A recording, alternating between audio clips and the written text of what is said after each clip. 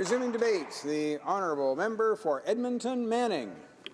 Well, thank you, Mr. Speaker. Mr. Speaker, I came to Canada from an area of the world where religion is much at the forefront than it is in our society here.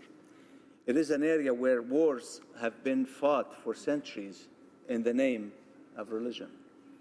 That gives me a different perspective on the issue of religious freedom and its importance than someone who was born in this country. In Canada, when we talk about religious freedom, we are talking about an abstract. And in this House, we are in the agreement that such freedom is a good thing.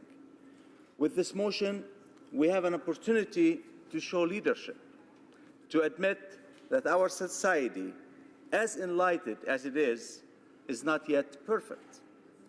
In many areas of the world, the idea of religious freedom is literally a matter of life and death.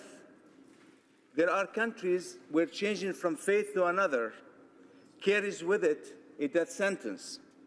What we are discussing today is not an academic exercise. It's not about different political visions. It is about how our society is different in that we do not allow our differences to divide us. We Canadians are indeed fortunate to live in a country in which democratic freedoms, including freedom of religion, are taken for granted. We do not face the realities of other countries where religious minorities are regularly persecuted. Many of the Syrian refugees who have come to Canada in the past year have come here to escape religious persecution. When we talk about religion freedom, we are talking about one of, or perhaps the most fundamental of our rights. It is an area where we have shown leadership to the world, where we continue to lead, hopefully by example. Canada is known as a place where you are not persecuted for believing differently. I, like others in this House, came here from a different country. I became Canadian because I know the ideals Canadians held, and I wanted to share in those values. This isn't a country where being a member of a minority or believing in a religion not shared by the majority inevitably leads to persecution. However, there are times when we fall short of our ideals of respect and tolerance for others. As many of our minority group members could tell you so many stories. We do get some things right. The rule of law is equally applied to all. The state does not just talk about freedoms and minority rights, but actively seeks to provide protection. We really do believe in freedom of religion, no matter how difficult that may be at times. It is not just polite political posturing.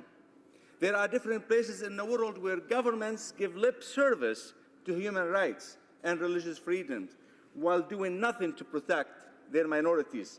That is not the Canadian way. As Canadians, we are aware that sometimes we fall short, and today's motion is an effort to live up to our own standards. We know we all have to do a better job at understanding our neighbors, because understanding dispels any uneasiness. People are less likely to be afraid of someone they have shared a meal with, no matter how different they may outwardly appear. That fear and unease is perhaps understandable at first. We humans have a tendency to be suspicious, even hostile, to those we don't know. We need to break down some barriers and get to know each other a little better. After all, religious discrimination is not directed solely at only one group. I'm sure my Sikh and Hindu colleagues in this House can tell of how they have been at times met with suspicion. As members of the Jewish and Muslim communities can tell tales of discrimination suffered by their members in all parts of this country. But how widespread is religious discrimination in Canada? Can we as parliamentarians do more than just lead by example? That is what we are talking about today at the Standing Committee on Canadian Heritage to find out. Allowing a person to believe that what they want and to practice the belief is the cornerstone of our society. Here in Canada, we treat others with respect. That is the Canadian way. Furthermore, just treatment is enshrined in our laws. We recognize that hate for others is destructive and tears down all society, not just a person who hates. We believe in freedom of religion. That doesn't mean we believe we should all join one religion so there is no disagreement. It does not mean we need to be able to have a civilized discussion on matters of religion. Respect for each other means we don't allow our conversation to degenerate into hate speech and violence. While there are always those who have a fear of others, that's not true for the majority of us. We have seen that only in the past month with the tragic shooting at the Quebec City Mosque. While we don't know yet what motivated the shooter, the outpouring of support for the Muslim community from across the country was an example of Canada at its best. There were vigils in all areas of the country, prayers and offerings of support for Muslims and mosques, a reminder to the Muslim community that they are not alone. While the shooter may have desired to divide us by his actions, they only brought us closer together. Conservatives are fully committed to freedom of religion and freedom of speech. The two go hand in hand. That is not always comfortable as it means. Sometimes we criticize the actions of theology of a particular group, which can possibly cause offense. But free speech is not the same thing as promoting hatred. And we would do well to remember that.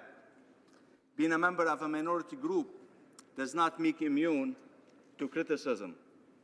Some seem to think that religious intolerance is on the rise in Canada.